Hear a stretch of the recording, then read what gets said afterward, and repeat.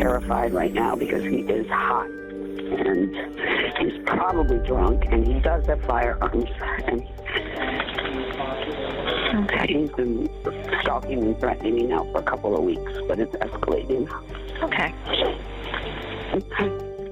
Audrey Peterson's story ended with domestic violence, but it started out like so many.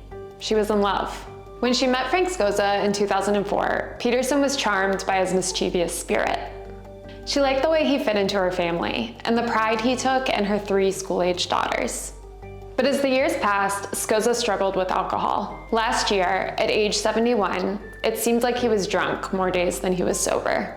Peterson, a 61-year-old pediatric nurse, tried to get him help. Finally, she told him she had nothing left to give. That's when the threats began. She filed one police report, then another, then another.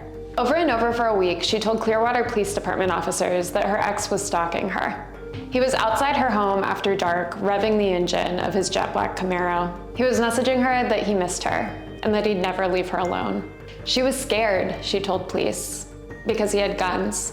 Her ex had not physically abused her in the past, but after a breakup, research shows people like Peterson are at much greater risk.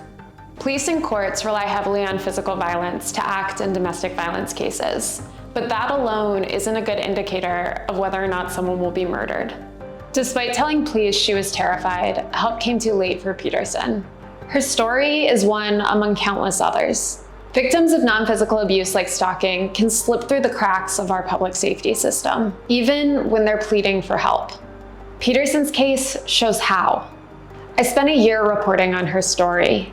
I found that the way cops and courts respond to domestic violence is riddled with vague protocol and insufficient training. Often, authorities feel like their hands are tied, and they move too slowly to connect victims with resources or make an arrest. That means sometimes when people reach out for help, they end up in greater danger.